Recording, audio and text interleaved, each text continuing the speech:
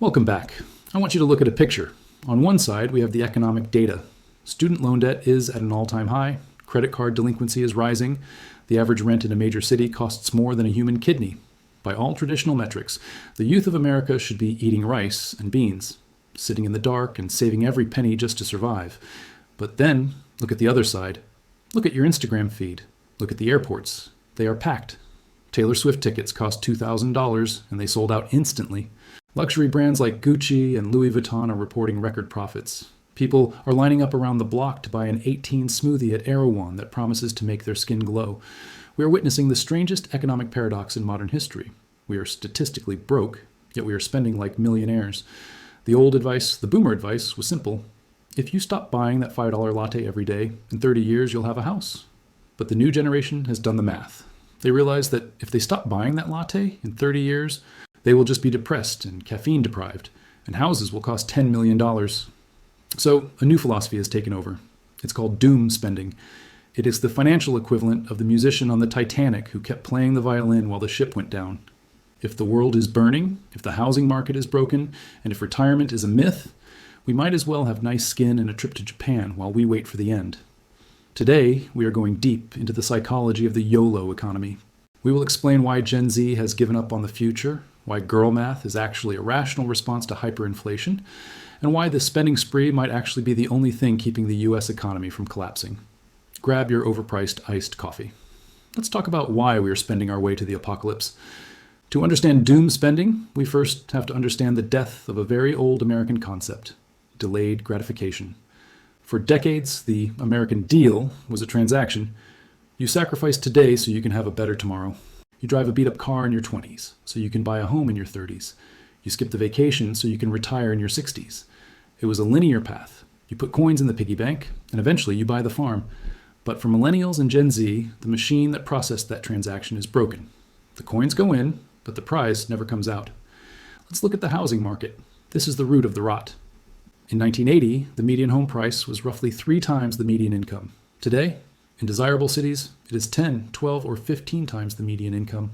To save for a down payment in 1980 took about 5 years of discipline.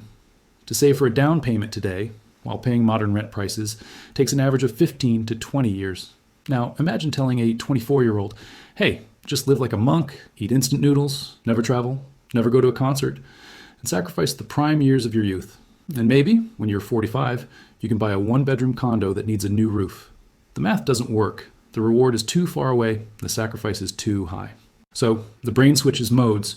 It flips a switch from long-term planning to short-term survival. This is where the doom comes in. It's a form of economic nihilism.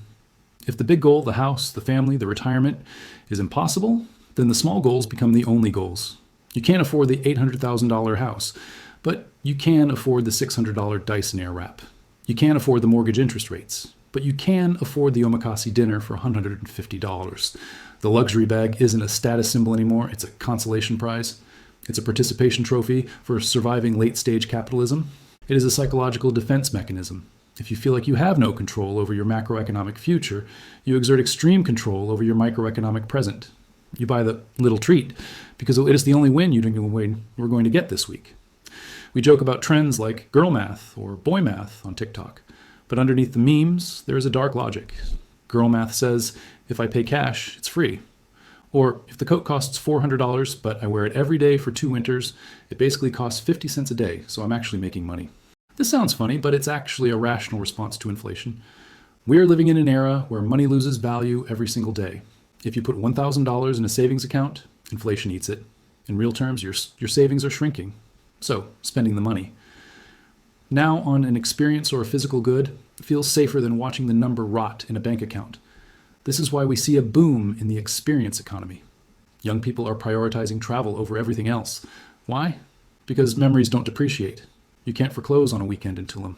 You can't repossess a Taylor Swift concert. In a world where physical assets, like houses, are out of reach, and digital assets, like crypto, are volatile, experiences feel like the only thing that is truly yours. There is a term for this in economics. It's called the lipstick effect. Historically, during recessions, people stop buying cars and houses, but they start buying expensive lipstick. It's a small, affordable luxury that makes you feel better when the world is ugly. But in 2026, the lipstick effect has gone on steroids. It's not just lipstick anymore. It's $100 yoga pants, it's subscription boxes, it's craft cocktails. We are treating ourselves to death because the alternative is staring into the void. Now, you might be asking, if everyone is broke, how are they paying for all this? Great question. Welcome to the dark magic of buy now, pay later. Services like Klarna, Afterpay, and Affirm have revolutionized being broke. They have gamified debt. In the old days, you had to apply for a credit card, get approved, and see your balance. It was scary. Now, you're at the checkout for a pizza or a pair of sneakers, and a little button says, pay in 4 easy installments. It doesn't feel like debt. It feels like budgeting. Oh, this sweater is only $20 today, and $20 in 2 weeks, and $20 2 weeks after that. This creates an illusion of affordability. You have people earning $40,000 a year living a lifestyle that costs $60,000 a year, bridging the gap with these microloans that don't always show up on a credit report immediately. We are seeing a generation that is leveraging their future labor to pay for their present comfort. It is the ultimate doom spending move. You are betting that either A, you will make more money in the future. B, the economy will collapse anyway, so who cares about the debt? It is a dangerous game of musical chairs, and the music is getting faster. This spending habit drives older generations absolutely insane. If you go on Facebook, a place I don't recommend going, you will see boomers screaming, "These kids complain about housing prices, but they have the latest iPhone and go to Bali. They are lazy." This disconnect comes from a fundamental misunderstanding of prices. Let's break it down for the older folks in the back. In 1975, a flight to Europe was a luxury that only the rich could afford. A house was a commodity that a factory worker could afford. Today, that is flipped. Technology and globalization have made stuff and travel cheap. You can fly to Europe for $400 if you're lucky. You can buy a 65-inch 4K TV for $300. But assets, housing, education, stocks have skyrocketed. So when a boomer sees a Gen Z kid with a new iPhone and a trip to Italy, they see extreme wealth. But that kid sees cheap distraction. That trip to Italy cost $2,000. That is 0.2% of the price of a decent house in Los Angeles. Skipping the trip doesn't get you the house. It just gets you a boring week at home in your parents' basement. The older generation thinks the youth are bad with money.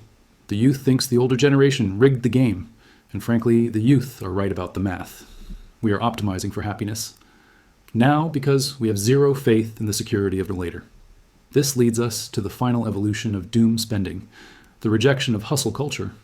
For the last 10 years, we were told to rise and grind. Wake up at 4 a.m., take cold showers, meditate, trade crypto, build a side hustle. And what did that get us? Burnout in a studio apartment. So now, the pendulum has swung to the soft life. This is a trend where young people, especially women, are actively rejecting stress. I don't want to be a girl boss. I want to lay in a meadow and eat cheese. Doom spending is part of this. It's a way of saying, I am not going to kill myself working for a corporate promotion that pays less than inflation. I'm going to do the bare minimum, clock out, and go enjoy my life. It is a quiet rebellion. It is a general strike, but instead of picketing factories, we are buying scented candles and refusing to answer emails after 5 p.m. It's saying, if the American dream is dead, stop asking me to run the race. So where does this end? Can an entire economy run on vibes and luxury handbags? Paradoxically, yes, for a while. Consumer spending makes up 70% of the US GDP. If Gen Z suddenly decided to become responsible, if they stopped doom spending and started hoarding cash, the economy would crash tomorrow, restaurants would close, airlines would go bankrupt, retail would die. In a twisted way, your financial irresponsibility is the only thing holding the system together. You are the hero the economy needs, but not the one it deserves. But on a personal level, it's a ticking time bomb. Doom spending works great until you hit 50 and realize you don't have a house or a retirement fund or knees that work. The doom part of the name is real. It assumes there is no future.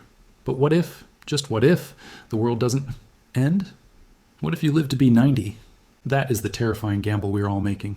We are betting against our own longevity. My advice? I'm just a voice on the internet. But maybe, just maybe, try to find a middle ground. You don't have to live like a monk, but don't assume the apocalypse is going to pay off your visa bill. Buy the latte. But maybe skip the $2,000 purse, because the only thing worse than the world ending is the world not ending, and you being broke in it. Let me know in the comments. What is your doom spend of choice? Is it DoorDash? Is it travel? Or are you one of the mythical creatures who is actually saving money? And hit that like button because it's free. That's the best price in this economy. See you in the next one.